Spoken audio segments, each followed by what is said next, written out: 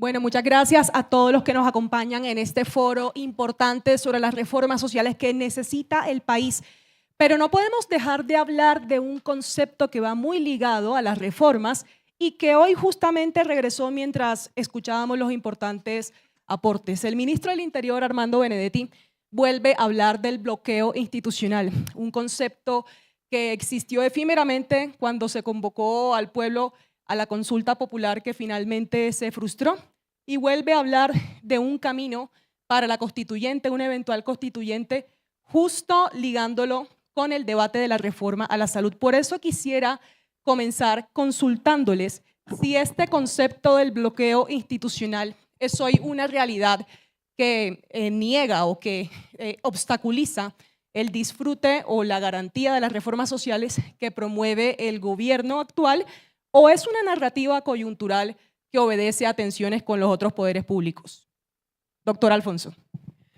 Bueno, lo primero es decir que no se han cerrado instituciones, no se ha cerrado el Congreso ni nada de esto, y por eso se dice que no hay un bloqueo institucional, pero lo cierto es que el trámite de las reformas que ha propuesto este gobierno en el Congreso de la República han tenido unos procedimientos legislativos y un trámite legislativo mucho más lento que otras iniciativas que se han tramitado de gran envergadura en el Congreso de la República.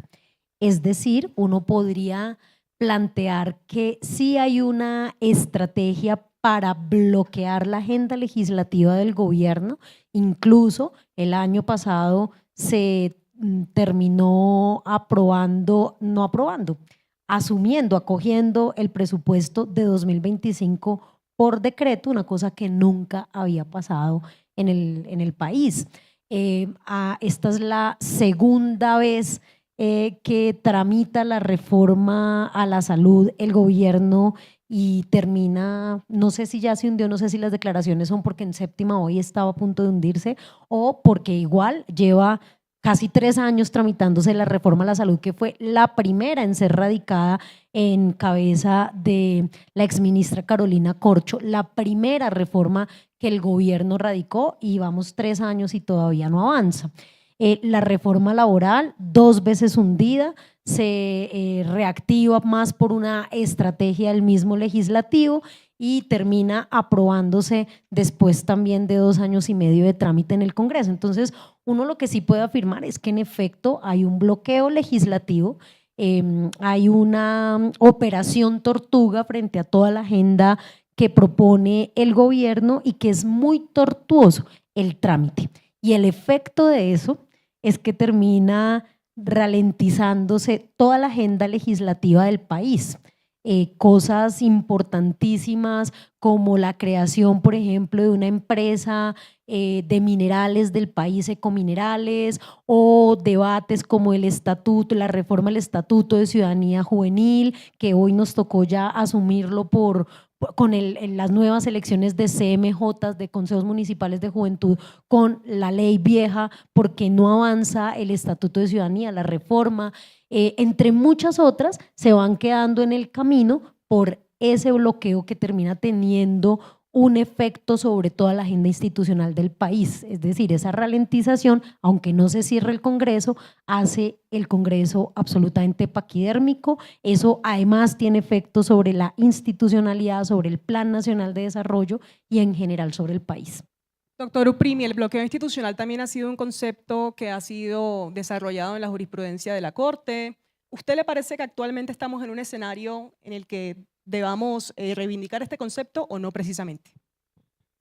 Buenos días a todas y a todos. Es un gusto compartir la mesa con la representante Alfonso y gracias a cambio por esta invitación. Yo creo que ahí hay que distinguir analíticamente varias cosas. ¿Hay tensiones entre el gobierno y el Congreso? Sí. ¿Es eso un bloqueo institucional? No. Eso es la dinámica de la separación de poderes. Que al presidente no le gusta, comprensible. Pero el presidente no puede decir que él es el único que tiene legitimidad democrática y que el Congreso tiene que hacer lo que diga el presidente. Ese es el debate de la democracia en un régimen presidencialista. El presidente plantea cosas y el Congreso las debate, le aprueba una y le rechaza otras, y no puede ser que cada vez que le rechace, sectores del gobierno digan hay un bloqueo institucional y, segundo tema, eso justifica una constituyente, que es lo que me parece mucho más problemático. Yo estuve en contra del hundimiento de la reforma laboral por la Comisión Séptima. Eso me pareció, digamos, una jugada de la oposición horrorosa y le dio gran oxígeno al gobierno. Fue la mejor jugada de la oposición a favor del gobierno. No me gustó para nada la actitud de la oposición con la reforma pensional. La reforma pensional es una reforma que cuando uno reúne a cualquier analista del sistema pensional en Colombia, todos dicen es una reforma, pueden tener discusiones sobre si debía ser 2,5 salarios mínimos o 3. Ahí puede haber discusiones sobre unos problemas de sostenibilidad financiera en el largo plazo. Pero yo no conozco a ningún analista del sistema pensional colombiano serio que defendiera lo que existía y que estuviera radicalmente en contra de la reforma del gobierno. O sea, lo que existía es un desastre. Teníamos un régimen pensional con competencia de dos sistemas, el sistema privado y el sistema de reparto público. Eso no existía en ningún país del mundo, solo en Perú, y Perú lo quitó. Era un sistema que se comía 10, 12% del presupuesto anual o se come y por los subsidios, y que además los subsidios los pone mal, los pone no a los más pobres, sino a pensiones altas y finalmente que pensiona muy poca gente. O sea, ¿quién puede defender eso? Y en vez de la oposición buscar un acuerdo con el gobierno, buscó hundirla dilatándola. Entonces sí hay, digamos, sectores de la oposición que juegan mal, pero eso no es un bloqueo institucional, eso es un debate de democracia en el régimen presidencial. Y el gobierno tiene mecanismos. Uno fue la consulta popular, puede hacer consultas populares respetando los procedimientos de la consulta popular, no el decretazo que sacó el gobierno, que yo critiqué duramente apoyando muchas de las reformas del gobierno. Entonces, nuevamente decir que estamos en un bloqueo institucional y que eso justifica una constituyente, pues la constituyente, si se quiere hacer por los procedimientos constitucionales, tiene que pasar por el Congreso. No puede haber constituyente sino por una ley aprobada por el Congreso. Lo otro es una ruptura institucional. Y entonces decir, y una constituyente, como diría Darío Ochendía cuando le preguntaban el poder para qué, ¿una constituyente para qué? O sea, yo varias veces no he discutido, porque yo no discuto con el presidente de la República, pero le he planteado al presidente de la República cuáles son los cambios constitucionales que se requieren que justifican una constituyente. Y esos no salen. Entonces dice que para la reforma agraria, pero el marco constitucional para la reforma agraria está ahí, que para combatir el cambio climático, con la jurisprudencia de la Corte Constitucional y las normas de derecho sostenible que vienen desde la Constitución del 91, está todo el marco para combatir el cambio climático. Entonces uno dice, vamos a arriesgar eso que nos da un marco de consenso básico, que es la Constitución del 91, porque no nos gusta el trámite de una reforma. Eso me parece que es inaceptable. Y me parecen también inaceptables prácticas de la oposición, pero eso hace parte del juego democrático. Entonces creo que hay tensiones entre el presidente y el Congreso, sí, que eso genera dilaciones y que son desafortunadas para reformas buenas, como la reforma laboral o la reforma pensional. Que se haya hundido la ley estatutaria de educación, a mí me pareció desafortunado, pero conviene decirlo, la hundió la propia coalición gubernamental. Exacto. Sí, pero ese es el debate y luego la hunden en vez de tratar de arreglarla. O sea, porque es que le critican a la oposición la no concertación y cuando hay posibilidades de concertación no se buscan tampoco a veces por el gobierno. Entonces, eso del bloqueo institucional, no. En este momento en Colombia hay tensiones institucionales normales en un régimen presidencial, pero no hay un bloqueo institucional que justifique una convocatoria a la constituyente y ese sería un camino peligroso para Colombia. Representante Carrascal, ¿usted qué piensa sobre este debate que hoy justamente resucitó el ministro Armando Benedetti, constituyente y bloqueo institucional? Bueno, muchas sorpresas, ¿no? Muchas gracias por la invitación. Lamento mucho haber llegado tarde, pero estamos entre lo legislativo y además en el Pacto Histórico estamos en una consulta el 26 de octubre, así que estamos ya en campaña. Y es difícil poder estar en todos los escenarios, pero lo primero que quiero decir sobre lo que acabo de escuchar de Rodrigo, a quien además admiro mucho y desde hace mucho tiempo conozco.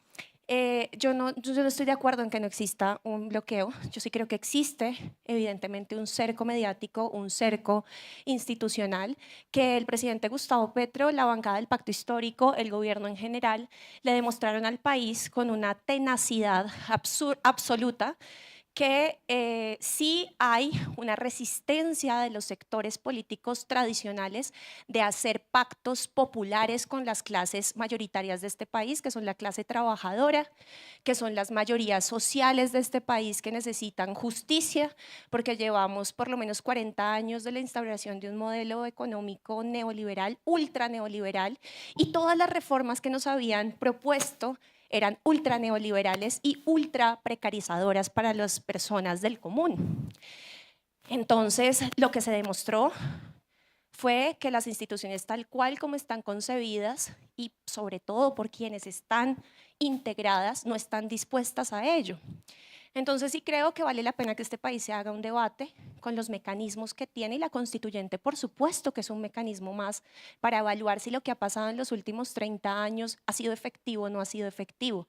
Yo también quiero mucho la Constitución de 1991, creo que heredamos un texto muy hermoso, digamos, pero que ha sido también deformado y le han hecho una cantidad de manipulaciones y por un lado y por el otro que muchas de lo que está ahí consignado pues definitivamente no ha dado los resultados porque no ha habido voluntad, repito, de las clases políticas que han tenido el poder durante mucho tiempo y que representan, no son ellos y no son ellas, representan poderes económicos muy grandes que son realmente los que manejan este país, que son los dueños de los medios de comunicación, son los grandes gremios empresariales que ellos sí, Rodrigo y a todos y a todas las presentes, ellos sí que han demostrado que no quieren concertación. Nosotros estuvimos ahí, les puedo decir como líder de la reforma laboral, como ponente coordinadora de la reforma en sus dos momentos, en su primer texto y en su segundo texto, que aquí el problema no eran los costos. El problema no es la jornada nocturna que durante muchas décadas los trabajadores y trabajadoras recibieron. No era el contrato de aprendizaje por lo que cuesta, sino por lo que implica que los trabajadores aprendices del SENA, clase media, ni siquiera clase media, clase baja, ¿cierto? Estratos 1 y 2 en un 85% se les reconocieran sus derechos. Es decir, que no estamos ante un debate técnico como nos quieren mostrar, sino que estamos ante un debate y ante una lucha de clases por el no reconocimiento de los derechos, además porque saben que si la clase trabajadora tiene movilidad social y tiene sus derechos constitucionales garantizados como el derecho a la huelga, que además les propusimos en la reforma laboral número 1 que habláramos sobre la huelga en servicios esenciales, que ya la Organización Internacional del Trabajo dice hay que hacerlo. ¿Por qué? Por un mínimo común, ¿no? Que es el mínimo en la prestación de los servicios sin vulnerarle los derechos a los trabajadores de ir a la huelga y de movilizarse. ¿Por qué? Porque la movilización abre más derechos. Permíteme, representante, antes de hablar de las reformas que ustedes dos impulsaron como coordinadoras ponentes y para cerrar este capítulo de la constituyente y de las reformas, ¿el gobierno Petro cerrará con el concepto de la constituyente como un mito? ¿O ustedes que tienen alguna cercanía con el Ejecutivo han conocido de si se va a presentar algo formal o lo estaremos desempolvando cada vez que hay una tensión? Es que no es una discusión solamente de este gobierno, o sea, es una discusión, miren, es un país en el que se han hecho cerca de 55 reformas constitucionales y no más. Es decir, todos los congresos desde la Constitución de 1991 han reformado la Constitución. Está llena de remiendos, por supuesto las estatutarias pues la desarrollan, pero está llena de proyectos, de actos legislativos para reformar la Constitución ahí, pero por docenas en el Congreso de la República y se han hecho realidad 55. Entonces es como un poco a veces… Me parece a mí doble moral de este país asustarnos con una propuesta de constituyente cuando nos la pasamos reformando la Constitución, ¿no? Entonces, primer punto para el debate. No es nuevo este debate y creo que, por supuesto, el presidente de la República y el gobierno encuentran una plataforma política poniendo este debate en la agenda en un momento además de coyuntura electoral. Pero más allá de ello, yo creo que la discusión de fondo que debería darse el país precisamente para entender cuál puede ser la actualización de ese contrato social es para que una constituyente. Yo, si no la pasamos reformando la constitución es porque nos quedó mal hecha o porque no está adaptada a los nuevos retos y condiciones de la sociedad moderna, del nuevo país que tenemos. Entonces, volvamos a concertar qué es lo que hay que reformar o qué es lo que hay que cambiar en esa constitución para que se adapte a la sociedad colombiana moderna. De todas maneras, han pasado más de 30 años, primero. Lo segundo es que yo creo que también hay este discurso de la constituyente precisamente porque no se ha logrado en el seno de la sociedad colombiana instalar un debate tranquilo y democrático sobre las reformas. Si las reformas se hubiesen podido tramitar de una manera más tranquila, de una manera más dialogada, pues seguramente el escenario hoy sería otro, de menos polarización, porque yo no creo que la polarización se dé porque el discurso del presidente se radicalice, sino porque hay unas profundas desigualdades en Colombia y unas desigualdades que se han ido acumulando y generando una segregación territorial terrible. Hoy sacó el DANE los resultados de desempleo y pese a toda la política salarial de este gobierno, a toda la política redistributiva de este gobierno y a las grandes inversiones que hoy está haciendo el gobierno desconcentrando la inversión de 3 ciudades principales y tal vez 9 departamentos hacia los 32. Hoy 94% de la inversión está distribuida en todo el país, en los 32 departamentos y en los 1.100 y pucho de municipios que tenemos, cuando en todos los gobiernos anteriores, desde la Constitución de 1991, se habían concentrado en 3 ciudades y máximo 5, cuando mucho 9 departamentos. A pesar de toda esa política redistributiva que yo creo debe ser el eje central de las reformas que requiere Colombia, a pesar de eso, hoy el DANE saca los datos de desempleo y otra vez Quibdó, 33% de desempleo en Colombia. 33%, o sea, ¿qué sociedad es económica y socialmente viable con un 33% de su población desempleada? ¿Y por qué será que es precisamente la capital de los afrodescendientes en Colombia? No es una segregación geográfica, social, étnica, eso que está pasando en el país, esa brecha tan profunda ya, a pesar de que hay un gobierno con política social y redistributiva que intenta superarlo, pues la polarización se da por eso, por la profunda desigualdad de este país, el tercero más desigual del mundo. Tercer elemento que me parece fundamental para este debate, y quiero reaccionar a tu planteamiento, doctor Uprimi, que además también te respeto, te leo todo el tiempo, siempre que hay un debate constitucional yo me voy a buscar qué dice Uprimi, pero hay una cosa que quiero discutir y es, miren, la única reforma que ha pasado en el Congreso de la República es la reforma pensional. ¿Y en dónde está suspendida y bloqueada? Y la laboral. La laboral, perdón, sí. ¿Y en dónde está? Y esperemos que además no la vayan y la laboral, sí, tienes toda la razón. Pero la pensional hace más de un año se aprueba y todavía hoy bloqueada, suspendida en la Corte Constitucional. Bueno, ¿sí? vamos con ese tema, o antes quería… No, es que está muy interesante el debate. Puntos en los que estoy de acuerdo. Colombia es un país con profundas desigualdades y exclusiones de todo tipo, sociales, regionales, de género, étnicas, y las reformas sociales deberían pasar por un pacto social y político que concerte esas reformas y permita aprobarlas e implementarlas. Totalmente de acuerdo. Totalmente de acuerdo que si uno va a tocar la Constitución debería preguntarse para qué, que es lo que nunca hace el presidente. O sea, el presidente dice 7 puntos para reformar que justifican una constituyente y yo le he mostrado que De esos 7, como 5 no requieren reforma constitucional y los 2 que podrían requerir reforma constitucional con un acto legislativo pasa. Entonces, no es solo reformar la Constitución para qué, sino si esa reforma requiere constituyente o no. Y esos son los 2 puntos que el presidente nunca aclara y que los que defienden la constituyente nunca aclaran. Digo, reforma agraria requiere reforma constitucional, reforma educativa requiere reforma constitucional, el tema de combate al cambio climático requiere siquiera reforma constitucional, no. El único punto que a mí me parece que requiere reforma constitucional seria es el que no ha tocado este gobierno. No, reordenamiento territorial.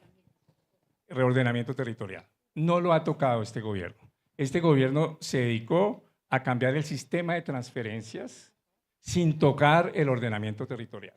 Entonces lo que vamos a volver es al mismo sistema disfuncional que aprobó la Constitución del 91, que es transferir recursos a las entidades territoriales, que está bien, pero entidades territoriales que no funcionan. El sistema de departamentos en Colombia, todo el mundo lo sabe, eso no funciona. Entonces uno lo que requiere es un reordenamiento territorial y eso no habla el gobierno. Entonces uno dice, ¿para qué la constituyente? Pues yo estoy de acuerdo con lo planteado de que necesitamos reformas para superar las exclusiones y las desigualdades, que necesitamos acuerdos políticos para superar las exclusiones y las desigualdades, que hay sectores que resisten, digamos, esas reformas sociales necesarias de manera poco leal. En eso estoy totalmente de acuerdo. Lo que yo no estoy de acuerdo es que eso diga, hay bloqueo institucional y constituyente, como si la constituyente fuera la salida y sin que nos digan la constituyente para qué y si nos digan la constituyente cómo. Porque lo que dice a veces el ministro de Justicia es constituyente por votos en marzo, eso no está previsto en la Constitución. Entonces, eso es lo que menos votos da. Entonces, esa es como la discusión, pero digamos, en la necesidad de esas reformas estoy de acuerdo. Y la otra cosa, yo creo que el gobierno no debería ser tan derrotista como le ha ido en el Congreso.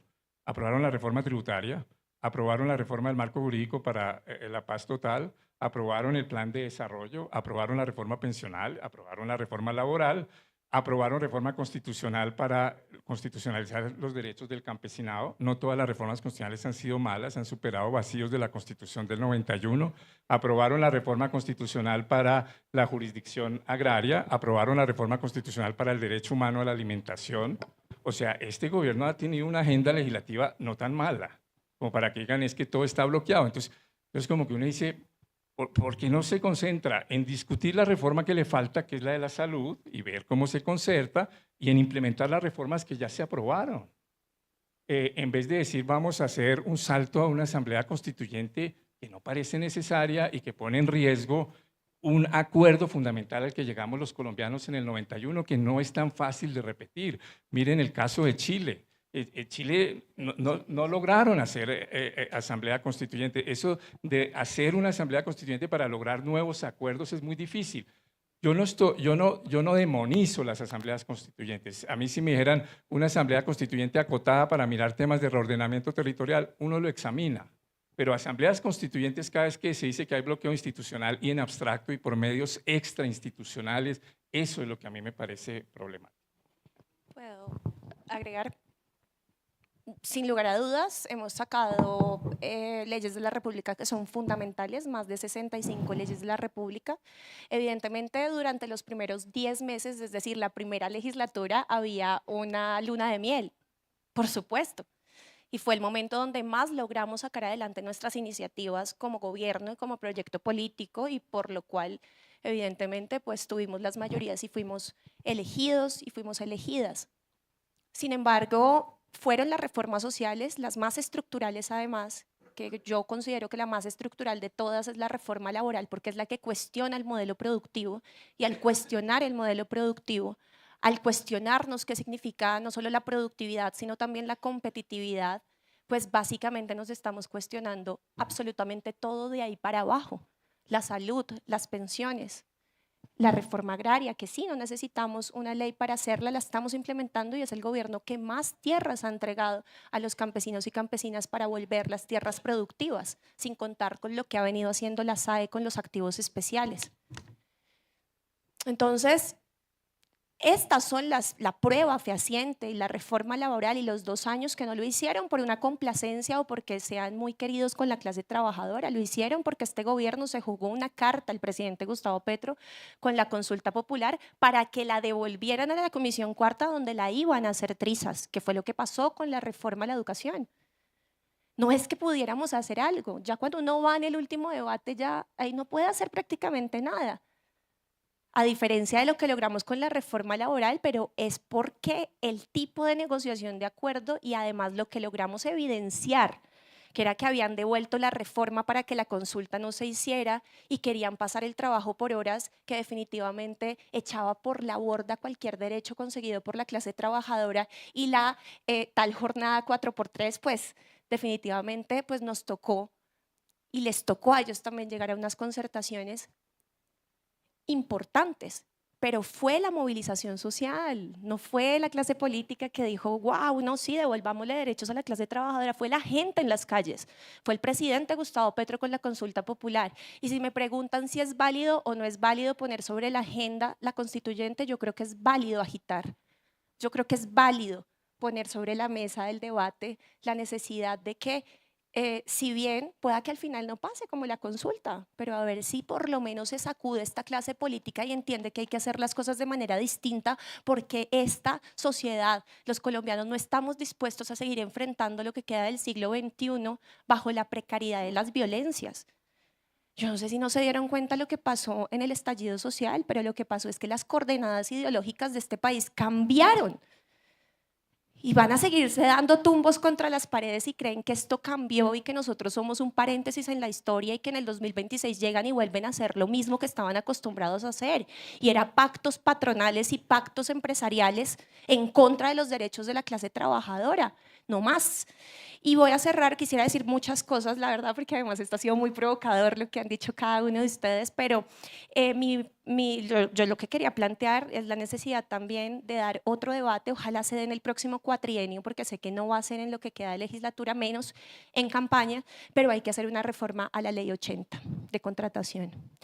Sin una reforma a la ley 80 de contratación que redistribuya, así como estamos redistribuyendo el Producto Interno Bruto y la riqueza que genera este país a través de la fuerza de trabajo de los trabajadores y de las trabajadoras vía salarios, aumentando los salarios de manera histórica en el gobierno de Gustavo Petro y demostrando que eso ni nos iba a mandar la inflación al carajo y muchísimo menos el desempleo, porque tenemos hoy el desempleo más bajo de los últimos 24 años, redistribuyendo, volviéndole a pagar a la gente sus festivos y dominicanos al 100%, pagándole su trabajo nocturno ya no desde las 6 como lo logramos durante muchas décadas, sino desde las 7 de la noche, pero esas 2 horas significan mucho para la clase trabajadora que gana un salario mínimo legal vigente y que con esos recargos puede sacar adelante a sus familias. Esa redistribución es necesaria, pero la otra redistribución la tenemos que hablar en clave de la contratación estatal, que hoy está en manos de oligopolios, de monopolios, de unos contratistas avaros que no quieren que nadie más compita, que no quieren que haya transparencia en las elecciones, que no quieren que sean ni abreviadas y mucho menos a la luz del público, que nadie más participe. Como es un debate más extenso, ley 80, solo lo dejo sobre la mesa, pero este país tiene que reformar la ley 80 para que también desde ahí haya una redistribución. Y bueno, tanto que nos habla la derecha de que los empresarios y que la gente, que los micro y los pequeños para poderse oponer a las reformas sociales, pero a la hora de la verdad no les permiten competir en franca lid por los negocios del Estado, no les permiten que entren. Bueno, eso sí no les gusta. Más adelante hablamos de la reforma.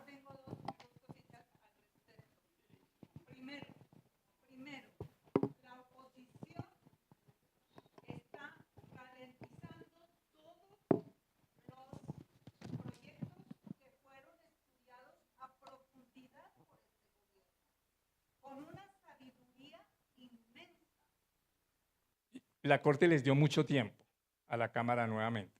Y yo lamento que no se hubiera aprovechado ese tiempo para retomar la ponencia de la Cámara. O sea, yo creo que tenían esa oportunidad. La Corte les dio mucho tiempo, les dijo, tienen 30 días para subsanar, incluso si no llama a sesiones extraordinarias en el periodo ordinario. Y si sale algo discrepante, tienen una legislatura para conciliar. Yo creo que era el momento de retomar tu proyecto. Creo que hubiera sido un ejercicio deliberativo bueno. La Corte, hay bloqueo institucional de parte de la oposición, ahí sí hubo bloqueo. Pues Paloma Valencia salía diciendo, es que vamos a disolver el quórum para que esto no se apruebe, se atropella. Yo creo que no era un vicio, era una irregularidad, pero no un vicio, eso es técnico, pero es importante. Una irregularidad es cuando se viola una norma del reglamento, pero no afecta un principio esencial de la discusión democrática. La Corte consideró que sí, pero dio el tiempo y les dice, deliberen, era una gran oportunidad de retomarlo. Que haya dificultades políticas en un último año, pero yo creo que es una oportunidad de retomar lo mejor que tenía la ponencia de la Cámara. Pero bueno, yo creo que la Corte debería declarar eso constitucional porque lo que se dijo que debía corregirse, se corrigió. Lo que creo es que se desaprovechó una enorme oportunidad de mejorar la reforma como se había hecho en la Cámara. Pero se hubiera enredado la aprobación, se hubiera posible. enredado la conciliación seguramente. Sí, se oye, sí. Yo,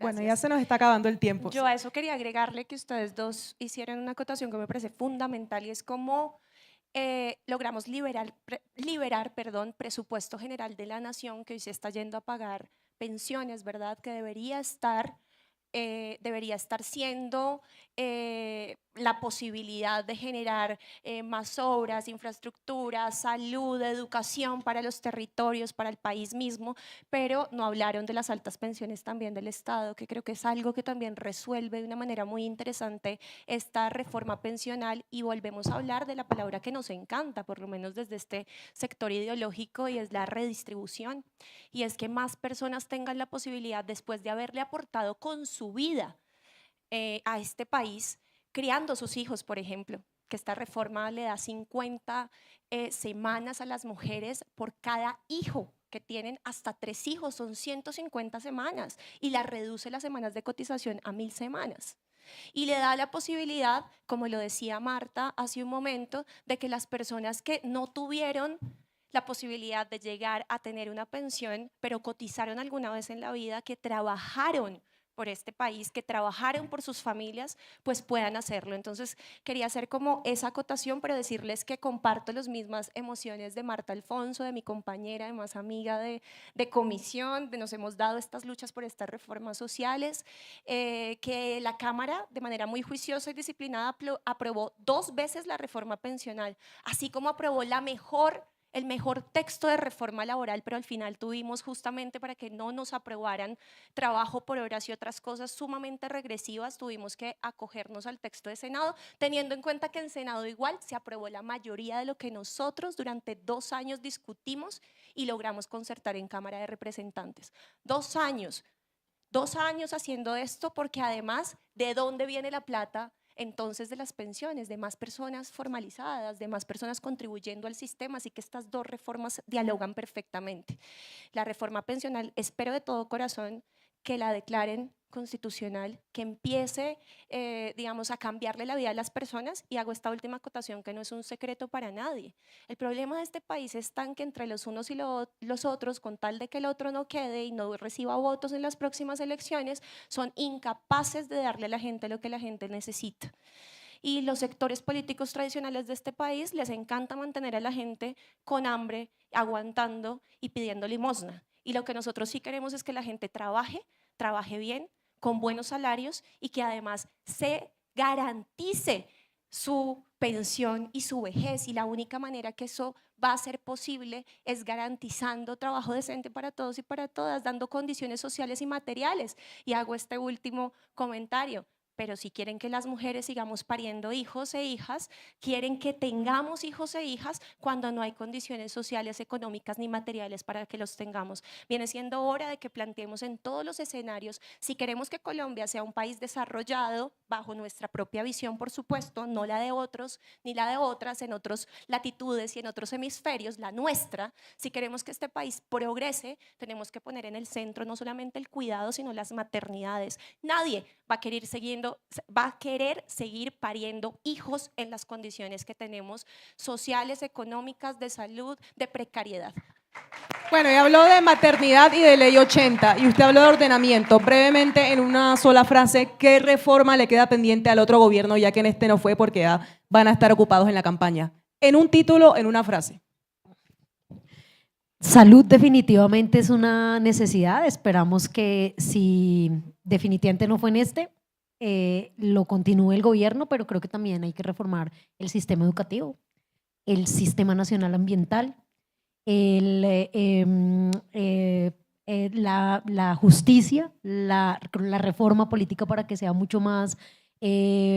por eso es que yo sí creo que hay que hacer una constituyente para cosas puntuales, porque son muchas las reformas que hay que hacer. Yo, por ejemplo, creo que es fundamental una reforma agraria, no para redistribuir tierra, sino para hacer productivo el campo, que en eso todavía estamos muy empantanados. Se reparte tierra y después hay contrarreformas porque no se hizo productiva esa tierra. Doctor Uprimi. Ella dijo una que contiene 5. Y yo adhiero a todas. Mire, yo creo que hay muchas que se tienen… Yo soy abogado, entonces y soy constitucionalista, entonces debería defender el poder transformador de las constituciones y las normas. No, yo soy un escéptico un poco en eso. Yo creo que Colombia necesita mucho más políticas públicas concretas. Entonces, en muchos temas lo que se necesitan es políticas públicas concretas. En el tema de reforma agraria, política pública concreta para repartir tierras que permitan desarrollo rural en regiones concretas. Eso no requiere ni reforma constitucional ni reforma legal. En educación se requieren ciertas reformas legales, no creo que constitucionales, pero también políticas públicas concretas educativas. Entonces, sí, yo creo que es como el desafío que debe tener un gobierno comprometido con las reformas. Traducir ideas generales en políticas públicas concretas e implementarlas. Y no decir que como no ha avanzado en algunas, tenemos que volver a una constituyente. Creo que ese salto es un problema. Yo estoy de acuerdo en parte con Rodrigo, con lo que él plantea de la política pública. El problema es que para que haya política pública que realmente pues, permita que haya justicia social, que haya un cierre de brechas, que haya una redistribución, pues se necesita voluntad política. Y se necesita que haya continuidad en los programas de gobierno. Entonces lo que yo los voy a invitar, no te voy a comprometer en eso, es a que sigan eligiendo personas que tengan esta visión de reformar este país, esta visión de cambiar el enfoque de este país, porque de otra manera no va a ser posible. Por eso es que Gustavo Petro y este gobierno dijo, esto tenemos que hacerlo de la mano de la voluntad política, vamos sacando unas cosas por este lado, vamos sacando otras por este otro lado y al mismo tiempo hacemos las reformas desde el Congreso de la República, porque es que el problema está en que como cambiaron las coordenadas ideológicas del país y hoy nosotros tenemos vocación de poder y hoy nosotros jugamos con las reglas de la democracia liberal, ahí ya no les gusta tanto, ¿cierto? Entonces ahí empiezan a buscar todos los mecanismos legales, ilegales y todas las formas de lucha para tratarnos de poner una talanquera y que nosotros no avancemos, y entonces ahí sí ya no les gustan la consulta popular cuando está consagrada en la Constitución y cuando es un mecanismo legítimo de participación, ahí sí ya no les gusta que nosotros tengamos listas cerradas, por ejemplo. Pero ya ahí volvimos al bloqueo institucional. Pero una frase. claro, ahí no les sirve que nosotros podamos hacer ese tipo de cosas, pero lo que les quiero plantear es la voluntad política tiene que estar atada a una necesidad y es que las reglas del juego estén listas, y si las reglas del juego en una constitución modificada 55 veces por reformas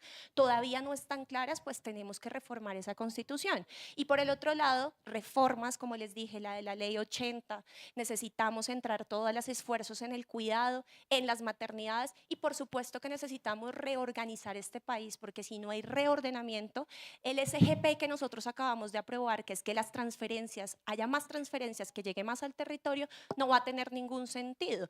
¿Cómo hacemos para descentralizar este país? Hoy es un país sumamente centralista y sería una tontería decir que mañana solo con voluntad política podemos lograrlo.